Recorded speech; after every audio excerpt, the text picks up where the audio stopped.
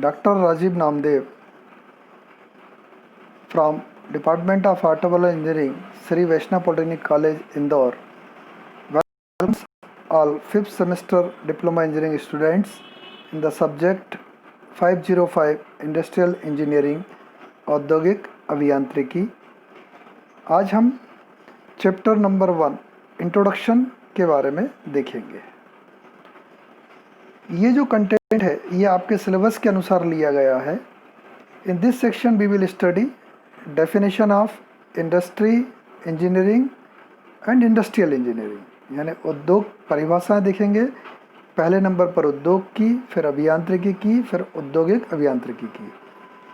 Point number 4, 5, 6 जो है वो इंडस्ट्रियल इंजीनियरिंग से संबंधित है कि उसका स्कोप या क्षेत्र क्या है, उसका रोल या भूमिका क्या है, और उसके फील्ड ऑफ एप्लीकेशन या अनुप्रयोग के क्षेत्र क्या है।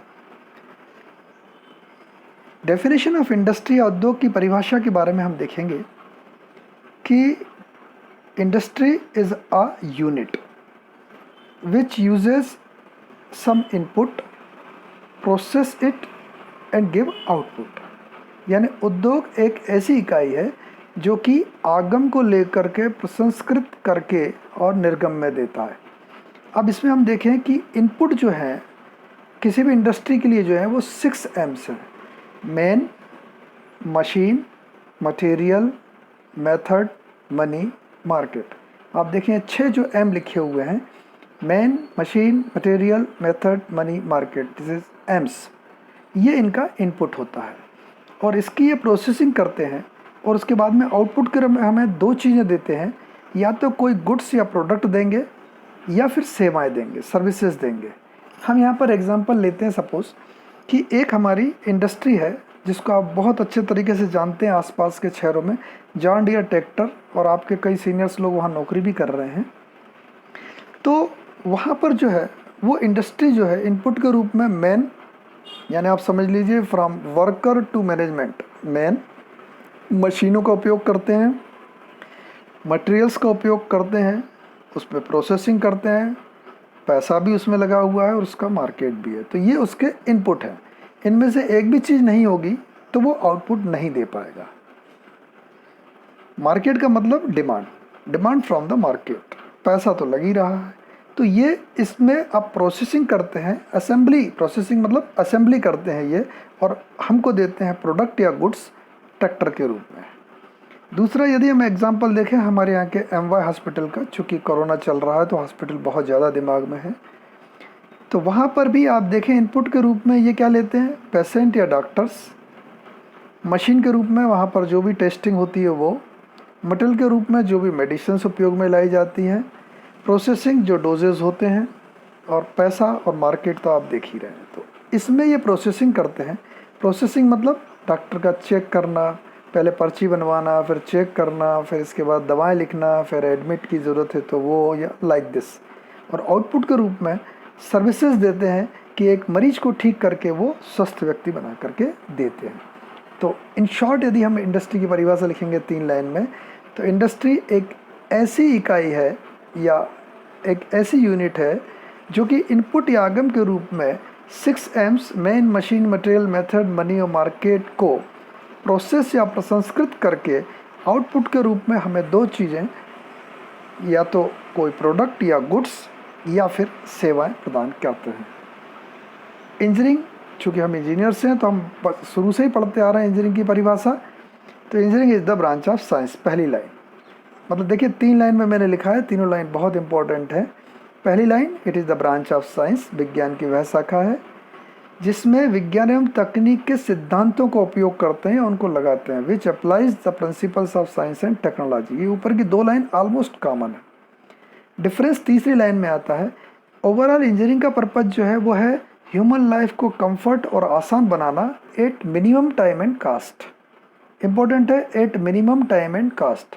मनुष्य की ज़िंदगी को न्यूनतम समय एवं लागत में आरामदायक एवं आसान बनाना, ये इंजीनियरिंग का डेफिनेशन में आता है। अब हम क्लब करेंगे इंडस्ट्री और इंजीनियरिंग, एक परिभाषा बनेगी इंडस्ट्रियल इंजीनियरिंग की, जिसमें कि ऊपर की 2 लाइनें वही रहेंगी, अंतर तीसरी लाइन में आएगा। गौर कीजिएगा कि industry is the branch of science, right, which applies the principle of science and technology. 2 line बिल्कुल सही है। अब अंतर जो आ रहा है तीसरी लाइन में, इसको आप ध्यान रखें। इसमें एक आउटपुट होता है, जैसे ट्रैक्टर या मरीज का ठीक होना, ये हमारा आउटपुट था, ये लक्ष्य था, निर्गम था। मैक्सिमम क्वालिटी टारगेट, मतलब टारगेट को अचीव करना है, क्वालिटी टारगेट को, और मैक्सिमम लेवल तक करना है at minimum time and cost, मतलब न्यूनतम समय एवं लागत में अधिकतम गुणवत्तापूर्ण लक्ष्य को प्राप्त करना।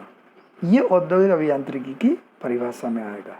तो इस तरीके से ये परिभाषा आपको यूजुअली परीक्षा में आती है कि define industry and industrial engineering.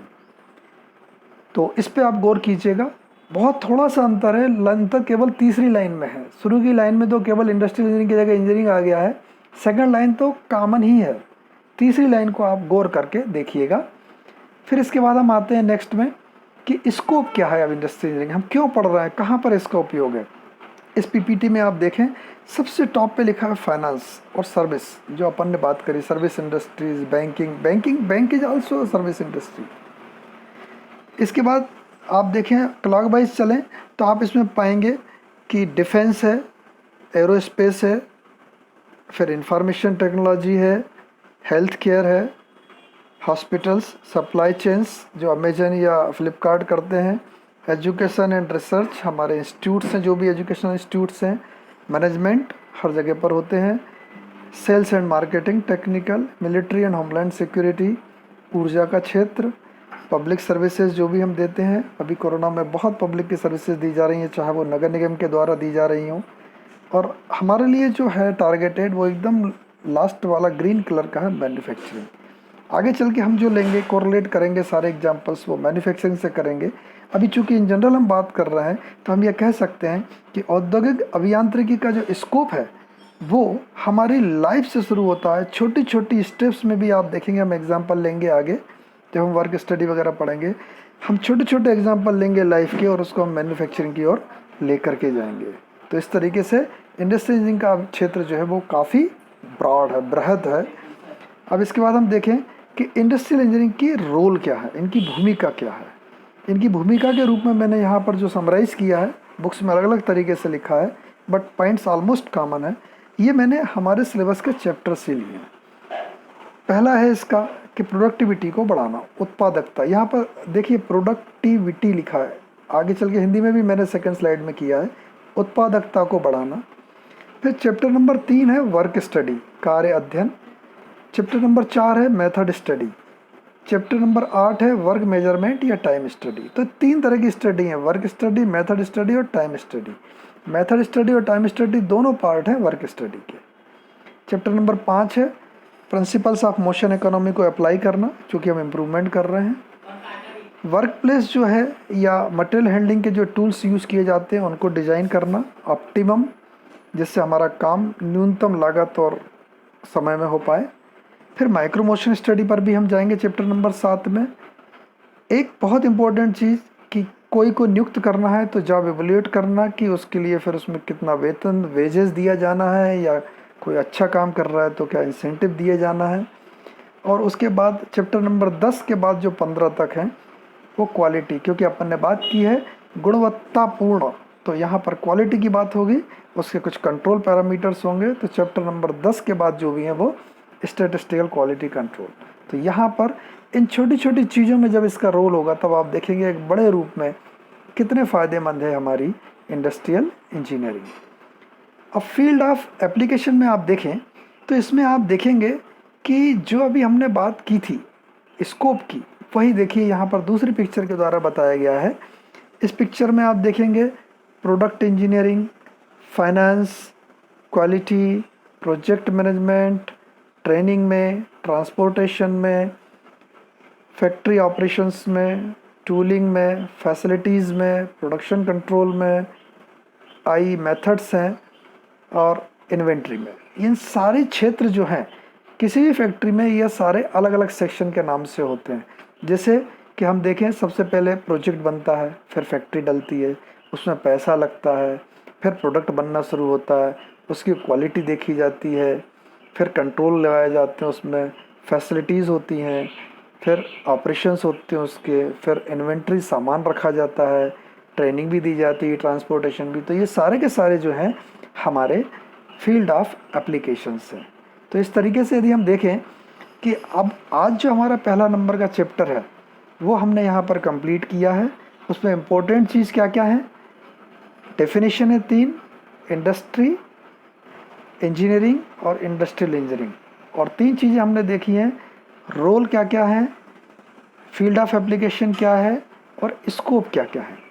अब आप बोलेंगे कि स्कोप और फील्ड ऑफ एप्लीकेशन में क्या है? फील्ड ऑफ एप्लीकेशन में हमने केवल एक एग्जांपल लिया हुआ है हमारी इंडस्ट्री का, लेकिन स्कोप में लाइफ के हर सेक्शन में, हर सेक्टर में हम इंडस्ट्रियल इंजीनियरिंग का उपयोग कर सकते हैं। तो इस तरीके से ये मेरा आज का लेक्चर था जो मैंने आपको बताया हमारे चैप्टर नंबर 1 का। इसमें इम्पोर्टेंट क्वेश्चन जो बनते हैं परीक्षा में जो आते हैं, परिभाषा लिखिए आप इंजीनियरिंग की, इंडस्ट्री की और इंडस्ट्रियल इंजीनियरिंग की। फिर इसके बाद आपको पूछा जाता है कि फील्ड ऑफ एप्लीकेशन क्या है, रोल क्या है, स्कोप क्या है। तो ये 6 पॉइंट पर ही क्वेश्चन बनते हैं। तो अब आप इसको अपनी भाषा में तैयार कर लीजिएगा। Thank you very much.